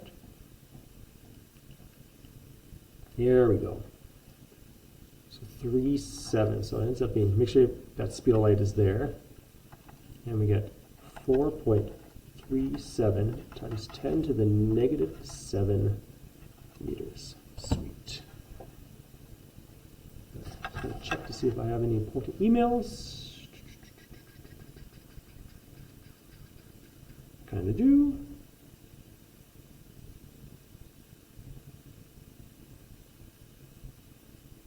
Oh, sweet. Okay.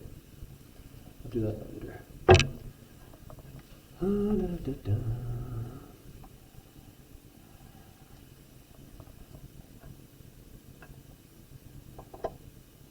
Sweet. All right, let's keep on going. The momentum of a photon has a wavelength of this expressed in scientific notations. No, it doesn't seem too bad. So remember, things that have wavelengths, they don't necessarily have mass, but if they have wavelengths, and they can behave as if they have mass and have momentum based on Compton's and de Broglie's observations here. All right, so I can use this, well, it's not really P vector in this case, it's just the magnitude. P is equal to H over lambda. Right? Yeah, H over lambda. We always use the Joule version in this one, so I always use the 6.63 version. And put in both those numbers.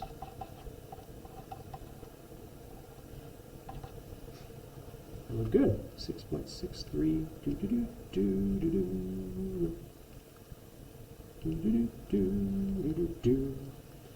And we get this extremely small number. My computer right now is kind of frozen because of the 29 pages here. I've done a lot of work.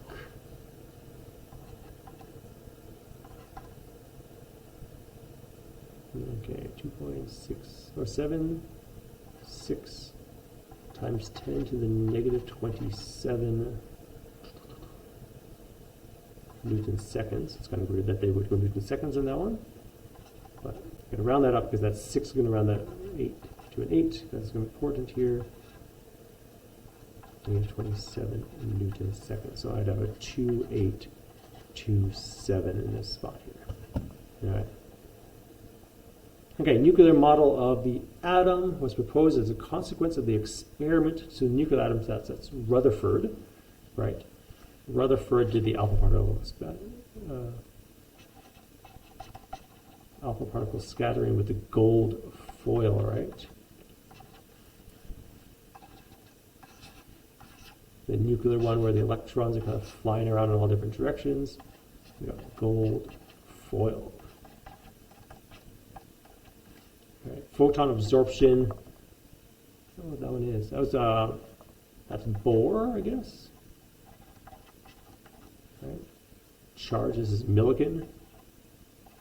I don't know why I didn't spell his name. Or capitalize it. And X-ray diffraction. I don't know what that one is. X-ray diffraction. X-ray interaction. That'd be Compton. X-ray scattering. I don't know.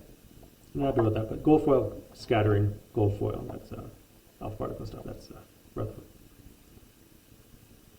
Maxwell's theory of electromagnetism is applied to the model. The model fails because accelerated charges should radiate energy. So that's an obvious one. We talk about that all the time. Nothing else here. Really, it doesn't really fail into much, except for the line emission stuff. But we're talking about the electromagnetic radiation, Maxwell stuff. So B, cool. Which of the following rows matches the source of electromagnetic radiation in the type of spectrum they produce? Okay, so if I want to produce a continuous spectrum, I'm just going to go through that one first. You've got to either have a heated solid or a heated liquid. So it's got to be C. We're kind of pretty much done now. That's the key. All right. But everything else then just should follow together, like emission spectrums are excited gases. All right, so if I excite a gas, I want to get an emission spectrum. Absorption spectrums are obviously when white light passes through a cool gas. The other ones produce a continuous one, so it has to be C. All right. A hypothesis that was supported by the evidence of the electron diffraction interference. So that was like that shooting electrons, and it would interfere with itself and produce that weird pattern, even though it doesn't seem like it makes much sense. That is that cartoon we watched. So that electrons can interfere. Electrons interfere. Interference is a wave, right? Electrons are particles. So this has something to do with the wave-particle duality. So it's not Einstein stuff. It's not Millikan. In Faraday's induced magnetic, so it's Oersted and Faraday with their current flowing through the wire. De Broglie was all about the waves. Wave-particle duality. Here, look at that. Wave-particle duality. Sweet. All right. Radiation. A radioactive source emits several types of radiation. It could be like alpha, beta, positive or negative. It could be just a regular neutrino or gamma radiation. It's not that. And they're separated by uniform magnetic field. Which of the following matches the identity of the type of radiation labeled? Okay, so 1 and 4.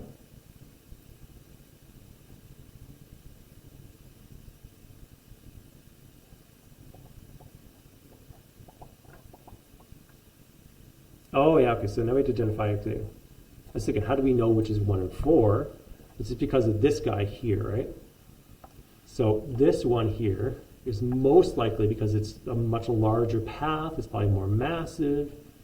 It's probably going to be the alpha, right? Because these two things are going in the same direction. Remember, the types of radiation we have are alpha, which is 2 positive. We have beta. We have a beta positive, beta negative, or we have a gamma. Gamma is neutral. Neutral. Okay. So we have 2 positive pieces, right? So we got this positive piece, this positive piece. So because we have 2 positive pieces, the 2 things that are bending in the same direction are going to be the positive ones. All right, so these are the positive ones. This one's going to be the negative one because it's bending in the opposite direction. So I'll just have to highlight that one. All right. So that means 1 has to be the positron. If they're going to both have the same curvature, they'll probably have the same mass. So 1 is the positron, and 4 is the electron. Yep. Now, based on my hand rule, let's just do the electron one. I need the force on this one to go this way. It's a negative charge particle, so I'm going to put my thumb in that direction, put my palm in the correct direction, and it's going into the page.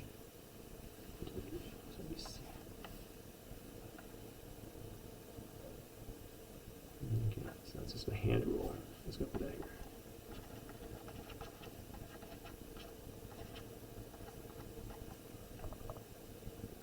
here. All right. Which of the following types of radiation will have their paths deflected when they enter a perpendicular electric field? Okay, to have an electric field means you have to have a charge, right?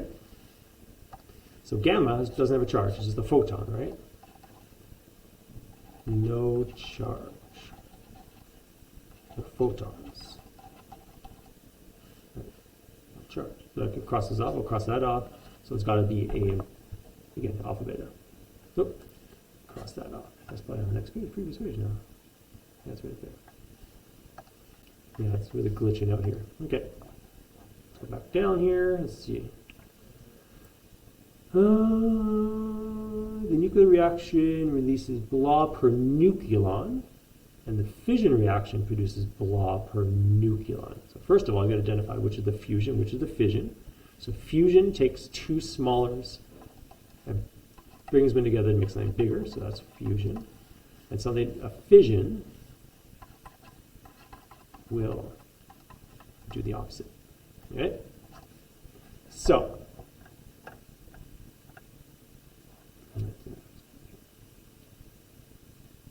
now I know the two. I just have to figure out, because based on the numbers here, if I find out one number, I found them both. So, to find a per nucleon, you just divide it by how many nucleons there are. But now, when we're doing the per nucleon thing, we only divide it by per nucleon of like the important one, like the daughter particle or the start part, like this one here. I would start with that one, right? This important one would end it up here. Right. That's what I would do. Let's just double check. So we divide that by 4, I get, doesn't quite work out. Let's just do for the other one here. That's what I would do, but probably not. Let's just see what happens if I try.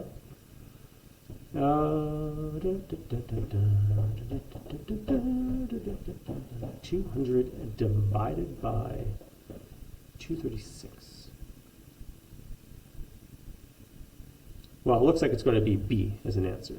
I guess we had to divide it by 5 because they used the per nucleon, right, of all of the pieces on both sides here, right? So there's 5 nucleons here. So I guess don't pay attention to me. Because if you divide it by 4, you didn't get an answer. So I'm like, okay, what do they do? So there's 5 nucleons on this side. I guess there's 5 on the other side too. And on this side, there's 236 nucleons. So if I divided them, I would get those two numbers. I just want to double check the other one. 17.6 divided by 5. Yep, 3.52. So you can see that fusion is way more efficient in terms of energy released than the other. All right, here's another question that is new. A space probe uses a chemical booster to escape Earth's gravity. The nuclear reactor produces propulsion in space. Okay? The mass of the probe is 1,000 kilograms, and the probe reaches a speed of 20,000 meters per second. The mass equivalent of the change in kinetic energy is what? Okay, so mass equivalence. So I'm going to be using the E is equal to mc squared formula, right? So first of all, I just have to figure out what is the change in the energy. So it says it's very specific what kind of energy, the change in the kinetic energy. So let's assume that it starts at rest and it reaches this one. So we have to make the assumption that's going to start at rest. So my final, so we 1/2 mv squared, so I've got m being 1,000 kilograms here, v squared being the 20,000 meters per second squared. So I can find that final energy.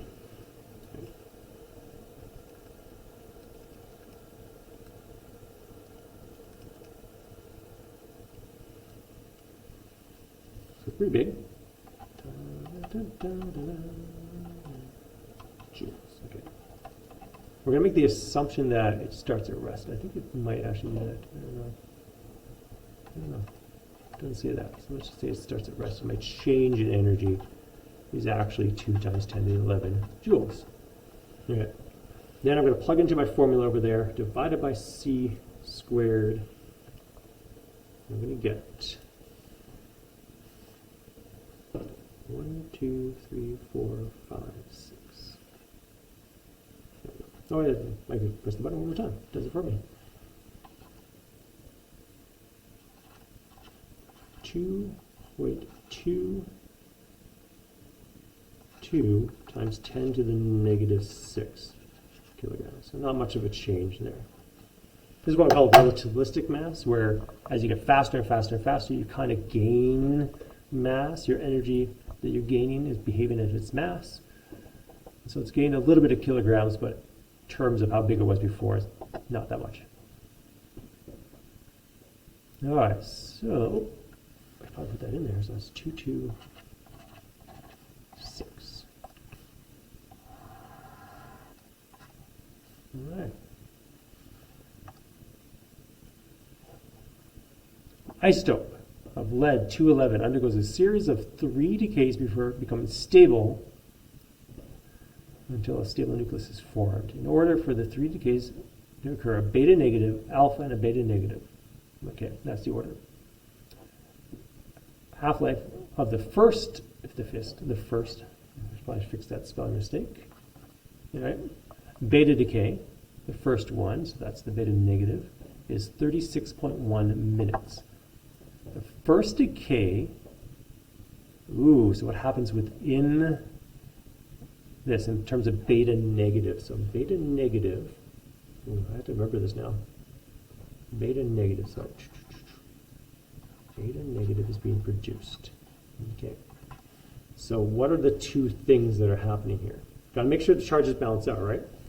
So I can't put a proton on this side and a neutron on this side, because it has to become a neutron to a proton or a proton to a neutron.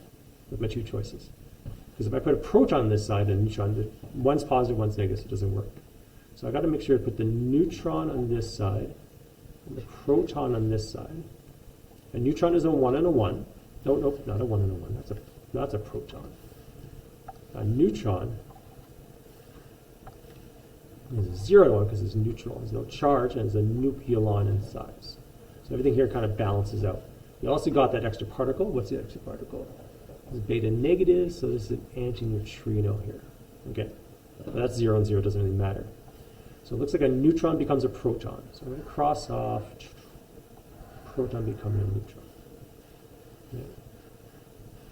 So I'm just going to highlight things like the bottom number is what's really important here. This adds up to 0, that adds up to 0. Okay.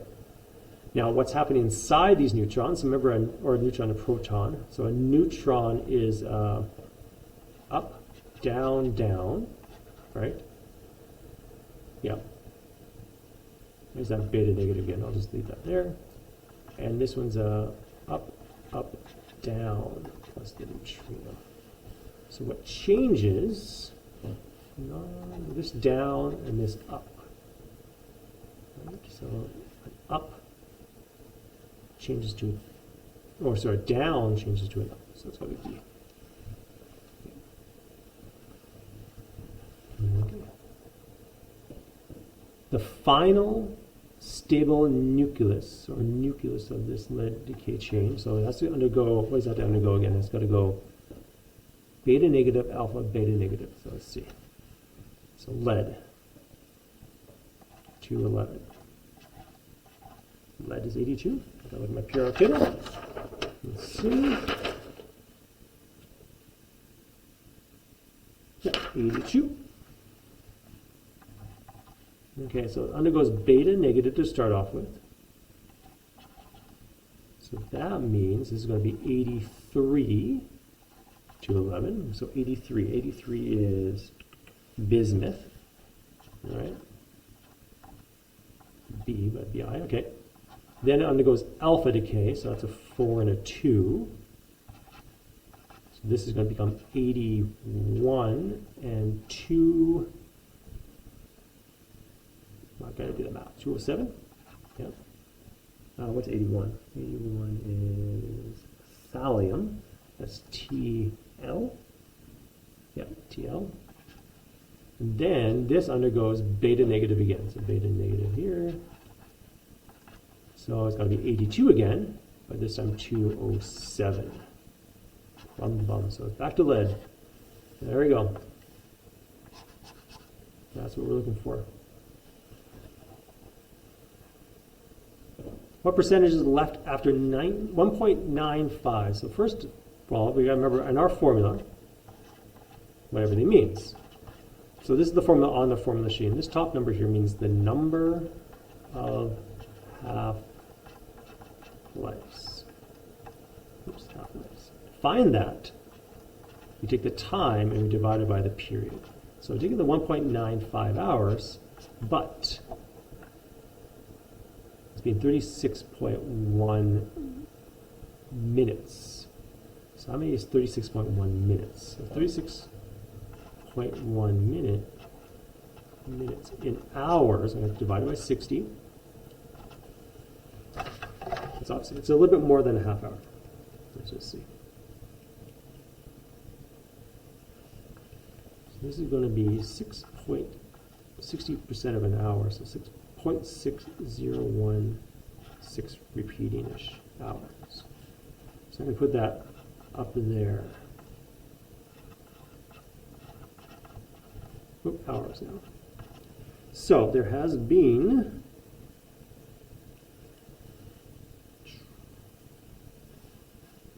3.24-ish half-lives.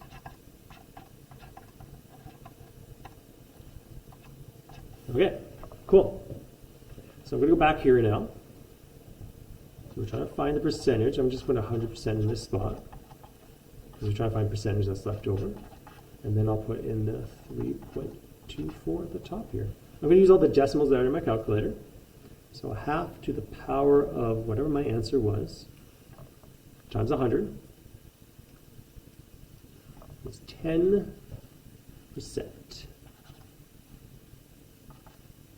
10.6%. Now this one's going to be a little thing saying your 3-digit answer, because there's a decimal here. That's going to be included part of one of your boxes, right? So when you fill this in, you're going to go 10 point, and there's a little space here down here to highlight that, 6. There, 10.6. Cool. All right, we're getting near the end here. Work through this 50 questions. This one's 5 questions right here, and then we've got a big question at the very end. Okay. Now this one's a bit wordy. Well, let's read through it. So, and teacher uses an apparatus to model the photoelectric effect. One end of the apparatus consists of an inclined track supported by 3 different colors. Stands in 3 different colors, blue, green, and red. An inclined cardboard tube containing a tennis ball is mounted on the other end of the track. The top end of the tube is open, and the bottom end is covered by a rubber sheet. The apparatus is shown below. Okay. In the first demonstration, a golf ball is released from the position of the green stand. The ball rolls to the bottom of the track, collides with the rubber sheet. So I'm going to kind of that. So it goes down, hits here. Okay. Collides with the sheet and rolls back to the bottom of the incline. Okay. As a result of the golf ball and the rubber sheet collision, the tennis ball shoots out, but it just makes it out and falls down to the other side.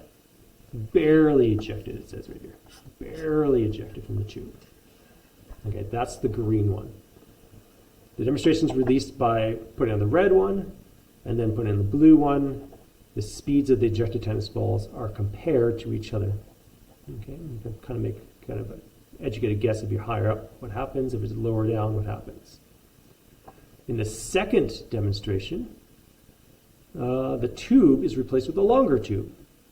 And the position of the rubber sheet is the same. The golf ball is released from the green and collides with the rubber sheet. And the tennis ball is not ejected this time. There's too much friction or something. It just doesn't get out in time. So it's just not ejected this time. We've got a longer tube, and the ball is not ejected. From that. Okay, so this model of the photoelectric effect, the height represents what? So the height over here. Oh, they have different colors for a reason. It's the photon energy. That makes sense. Okay. What kind of photon is coming down to hit those electrons and see if they come out or not. Right? In this model, the length of the tube is comparable to the blank. You can see it's either kinetic energy or the work function. In the first demonstration, though, tennis ball will be ejected when it's released from which height? So green just ejected it, barely ejected. So if that's the case, then red is not going to be able to do it. There's not enough energy there. It's not going to increase enough speed to hit that, so it's probably not going to come out. So it looks like blue is going to eject it. The tennis ball will be ejected when it's released from the blue height here. All right, so that's, at least we know that much. And it's comparable to the work function. Because remember how the photoelectric effect, so the photon comes along, it hits the metal, and then a certain amount of the energy is used to get it out of the metal. So if the tube is like absorbing some energy because there's maybe some friction in there or something, what comes out is my kinetic energy here. This is my EK, right? At this point, it's my EK. But anything beforehand, that's my W, right? The energy required, and then my EK plops out. So the observation that the golf ball rolls back does not match what happens to the photoelectric because the golf ball is our photon.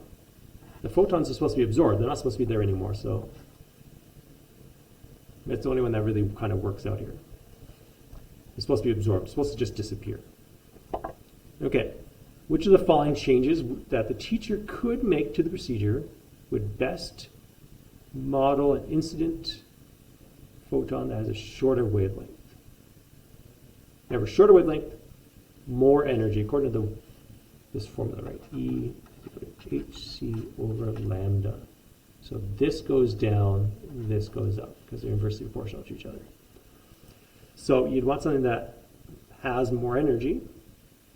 So it kind of makes sense that you increase it from the height, right? Replacing the golf ball with a smaller mass, that would have less energy, because mgh. So I wouldn't do that one. You want more energy, so let's cross that off. Keeping the ball's height the same but decreasing the angle. Excuse me. Or keeping the ball's height and increasing the length, but that does the same thing. But according to, remember, mgh and energy, the potential energy is going to change based on its height, not how long it takes to do it. So either way, they both had the same energy.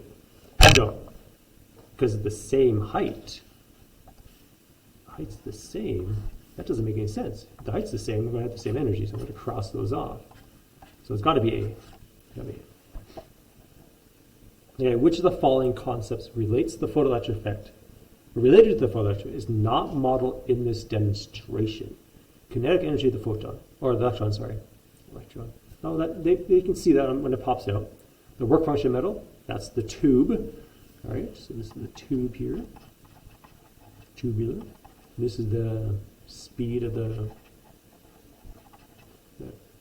tennis ball. The speed of ball coming out the backside. The frequency, threshold frequency, that's the tube as well, right? Because work function and threshold frequency, they're related to each other. If I know one, I know the other, because they are the same, essentially. But intensity light, this is like the number, so if I wanted to get that to work, I'd have to shoot the thing with like lots of them. I'd see lots of balls fly out the other end. So I can't demonstrate that unless I have lots of ramps. So let's go, oops, sorry. We're looking for the one that's not, right? Not modeled. So it's going to be that one. So this one here, crossing this off, because those ones are modeled. All right, and then we got the last question here. So another one here that's brand new. Pause the video if you want to try it out. Also be thinking about which two physics principles did you use to solve this question too. All right. So in this diagram, I paused. Okay, hopefully I paused and did it. So in this diagram below shows the path followed by an alpha particle. Okay, alpha particle. That's going to be important. That's positively charged. Remember, it's 2 E's. That's going to be important probably for some math later. Okay, also that means if this is positively charged and 2 E's, that means this down here is negatively charged, which makes sense because this is where the electrons are coming out. Makes this positively charged. Okay. I don't know if the electric field direction is important here. Okay. Ooh, we gotta work our way backwards to find the initial speed of the alpha particle. It's traveling horizontally. Okay, the plates are 25 centimeters long. It looks like it kind of just hits that last part of the plate, so it goes the whole 25 centimeters there. And the 10 centimeters apart, and they give you some distance there, 4 and 6 centimeters, and have an electric potential of 125 volts between them. So these two numbers here, they're the ones that are going to go together, right? So because that voltage is the whole distance, and this is the whole distance here, so those ones are going to be calculated together. As the alpha particle enters, the distance from the negatively charged plate is 6 centimeters, so that's what he described in the picture. What's the initial speed? So it's going to be one of those T-chart questions. What I'm going to have to do here, give myself a little bit more space. I'll come back. Let's give myself a lot of space here. I'm sure you can all do that at the same time. Okay, so it's going to be a T-chart. So I'm going to fill out parts of the T-chart that we know so far. So I'm just going to cut this page right down the middle here. What are we trying to find? We're trying to find this speed here. This is in the horizontal direction. All right, remember in the horizontal direction, since it's only the force is only going up and down here, watch out because they could flip the picture sideways and then the force would be going sideways, and then the vertical actually technically only has gravity, but gravity's pretty small. So that would be the no acceleration area. But because it's in the typical projectile motion direction, the horizontal direction, all I can do is use v is equal to d over t because this acceleration is 0. And over here, in the vertical direction, my acceleration is not 0. So I'm going to use that. In the vertical direction, I know it travels 6 centimeters. So I'll put that in meters right away. That's what it's going to travel, 6 centimeters. Horizontally, it travels a distance of 25 centimeters. So I'll put that in meters as well.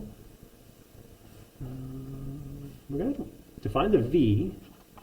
I'm going to need the t as well. So I'm going to have to find time. What is time equal to in this situation? So over here, I'm going to have to find time then, because they're connected.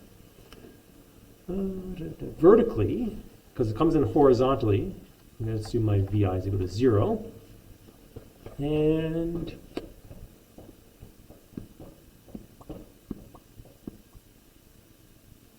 what else do we know? I can't say anything with VF. VI, D. What else do we need? Ooh, I need an acceleration. So I can't do anything with, so I need these two things, either VF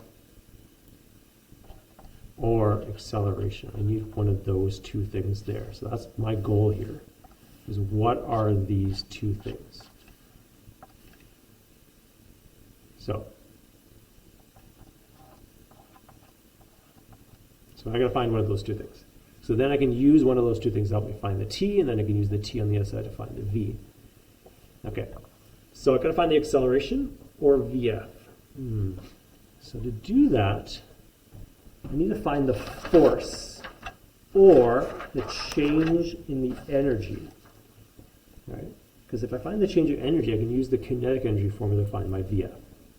Okay? Change of energy, voltage times Q. So I could do that because I have the voltage. Ooh, but the voltage here, I'm only going to be changing not the whole 120 volts, but only the 6 centimeters. So if I use the voltage, I got to make sure I use the 6 centimeter voltage, not the 10 centimeter voltage. Oh, I broke my computer. So we could do a little cross multiply divide here to figure that out. It's proportional. So if I'm going to do that, I could do that. So let's see. 125 divided by 10 times it by 6. So if I want to, I could use the 6 centimeters, but then I would have to use the voltage change of 75 volts. All right, so those go together. So watch out for that change there, right? So if I'm going to do that, I could. But maybe I don't have to, because if I want to find the acceleration, I just need to know the field, electric field, and the charge. All right, it's also an alpha particle, so I also know its mass. I'll write down its mass here. 6.65 times 10 to the negative alpha particle 27, sorry. This is a tricky question. Which way do you want to go? So I'm going to do the acceleration way. Let's do the acceleration, because I can use these things over here to find my electric field. So if I use my electric field, which is going to be delta V over D. Did I do delta D as well? I don't know. Yeah, delta D. I can find my electric field, 125 volts divided by 0.1 meter. So that makes it 1,050 volt per meters. Okay, then I can use that to find my force. Because if I can find my force, I can find my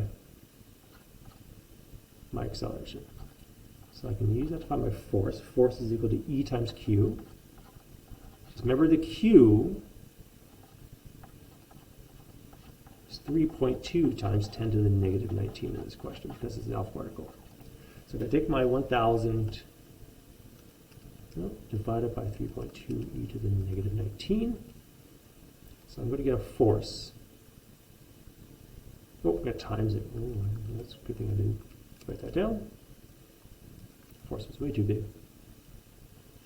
4 times 10 to the negative 16 newtons. Okay. It's kind of nice. Nice even number so far. Then I can use that to find my acceleration, because remember that's going to be F net divided by mass.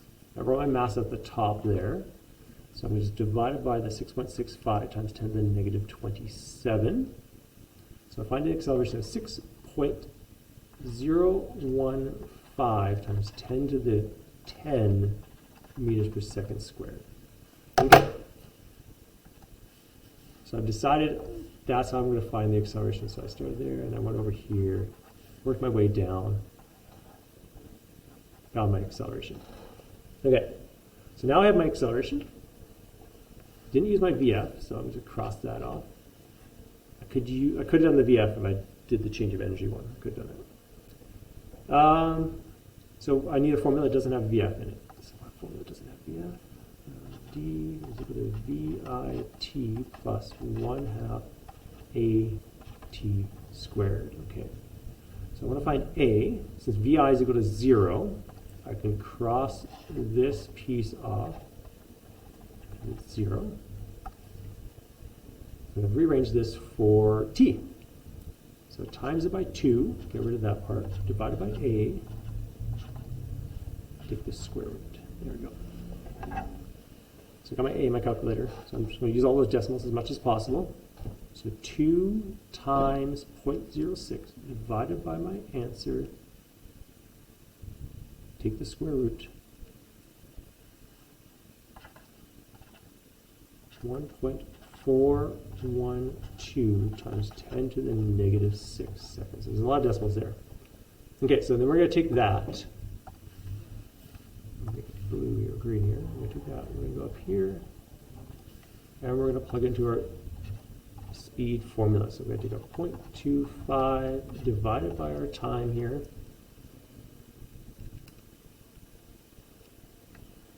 We get a speed, which is going to be our answer, 1.77 times 10 to the 5 meters per second. Doesn't seem too unreasonable. That's good.